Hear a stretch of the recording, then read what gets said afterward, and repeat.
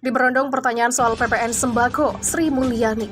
Situasi jadi agak kikuk. Menteri Keuangan Sri Mulyani Indrawati mengatakan perkara pajak pertambahan nilai akan termuat dalam draft revisi Undang-Undang Nomor 6 Tahun 1983 tentang Ketentuan Umum dan Tata Cara Perpajakan.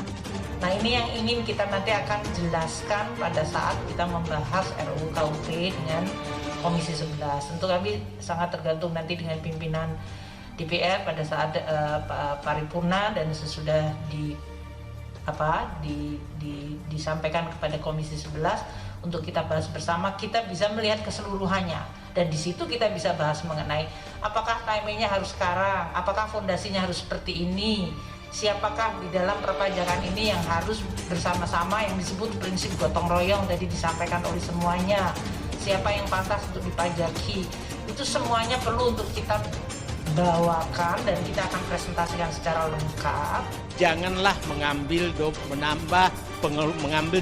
rakyat, mengurangi dompetnya rakyat. Maksudnya tuh menaikkan PPN itu mengambil dompet rakyat, mengeluarkan ini. Nah, terus janganlah membuat rakyat tidak punya harapan ke depan. Hal-hal semacam ini sesuatu yang membuat kami semua tertawa ya. Bagaimana ini terjadi? Begitu tahun 83 sudah dibuatkan undang-undang, ternyata dirubah-rubah terus dan sampai detik ini pun masih mau ditanya sana sini, tambah ini, tambah itu, bingung orang yang mendengarkan ini undang-undang dari Minerba dan lain sebagainya ini. Karena yang sangat tidak manusiawi dan oleh karena itu harus kita tolak dan dibatalkan. Mengapa? Karena dengan pengenaan PPN kepada kebutuhan pokok secara kebijakan harga akan menaikkan harga-harga kebutuhan pokok dan akan menjadi beban yang berat dan besar bagi masyarakat khususnya menengah bawah dan apalagi di tengah pandemi seperti sekarang. Dan kedua, pengenaan PPN pada kebutuhan pokok secara ideologis itu menjadi sesuatu yang tidak manusiawi karena akan mengancam keselamatan ketahanan pangan di Indonesia dan kemudian masyarakat semakin sulit mendapatkan kebutuhan bahan pangan karena harga-harga yang naik tinggi. Jadi yang kemarin diwacanakan itu yang mau naik dari yang tarifnya tadinya 2,5 menjadi 5%, yang 5% menjadi 7,5, yang 7,5 jadi 15.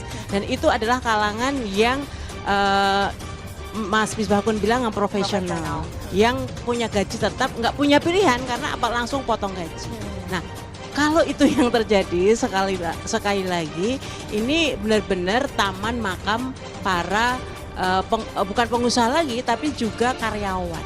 Berlaku adil lah, mengambil kebijakan. Pasti rakyat marah, kok PPNBM barang mewah diturunkan untuk orang kaya, kami dinaikkan. Itu pasti tidak.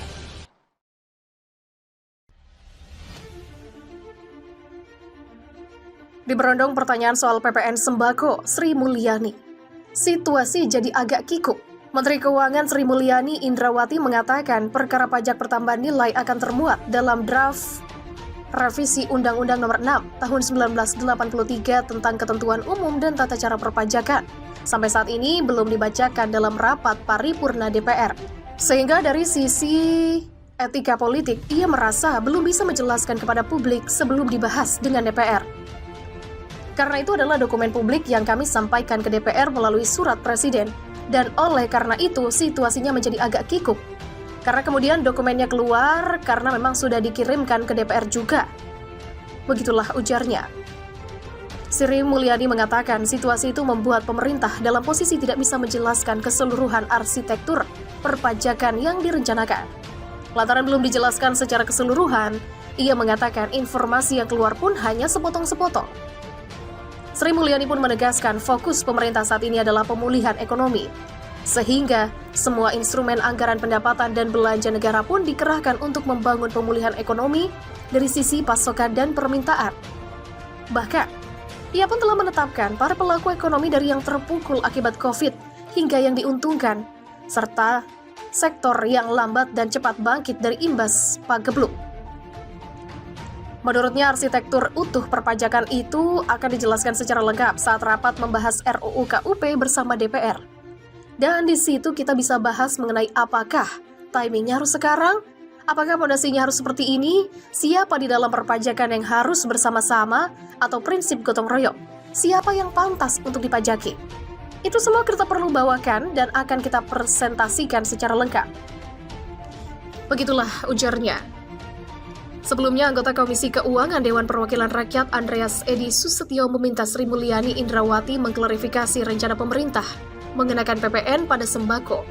Pasalnya, ia mengaku mendapat banyak pertanyaan dari konstituennya mengenai rencana kebijakan pemerintah tersebut. Padahal Andreas mengatakan, para anggota Dewan pun belum menerima draft resmi dari pemerintah mengenai rencana pajak itu. Dalam rapat panitia kerja penerimaan negara pun DPR dan pemerintah sepakat untuk tidak membahas wacana itu sebelum ada draft resminya. Untuk itu Andreas pun meminta Sri Mulyani untuk mengklarifikasi mengenai rencana tersebut. Ia pun mengingatkan rencana perpajakan yang menyangkut hajat hidup orang banyak memerlukan komunikasi publik yang baik. Saya menangkap denyutnya ini konotasinya sudah banyak negatifnya. Ini yang perlu klarifikasinya untuk saya sampaikan. Saya akan turun ke dapil untuk memenangkan mereka. Begitulah ujar Andreas ke Sri Mulyani.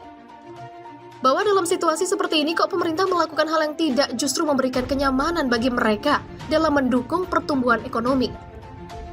Begitulah tutup Andreas. Sembako pun bakal kena pajak, politisi PKS. Pemerintah panik hutang yang menggunung. Rencana pemerintah mengenakan pajak pertambahan nilai atau PPN bagi barang kebutuhan pokok sebagai bentuk kepanikan karena hutang pemerintah menggunung. Ketua DPP PKS Mardani Alisera menilai seharusnya pemerintah bisa bekerja lebih cerdas di masa pandemi. Jangan hanya mengandalkan pungutan pajak dari masyarakat, apalagi masyarakat turut menderita selama pandemi. Seharusnya pemerintah memperkuat industrialisasi dengan menggunakan energi terbarukan. Ini rencana mengenai PPN sembako, langkah panik pemerintah, melihat hutang yang menggunung dan penerimaan pajak yang menurun. Begitulah tegasnya. Menurut politisi PKS, pungutan terhadap rakyat kecil merupakan dampak dari investasi tidak strategis pada infrastruktur yang tidak didukung dengan pembangunan zona industri dan memperkuat inovasi teknologi. Rencana pemerintah mengenakan PPN terhadap barang kebutuhan pokok disebut-sebut telah tertuang dalam draft revisi Undang-Undang tentang Ketentuan Umum dan Tata Cara Perpajakan. Tepatnya pada pasal 4A disebutkan bahwa barang kebutuhan pokok serta barang hasil pertambangan atau pengeboran dihapus dalam kelompok jenis barang yang tidak dikenai PPN. Dengan penghapusan itu berarti barang itu akan dikenakan PPN. Barang itu meliputi beras dan gabah, jagung, sagu kedelai, garam konsumsi, daging, telur, susu buah-buahan, sayur-sayuran, ubi-ubian, bumbu-bumbuan, dan gula konsumsi.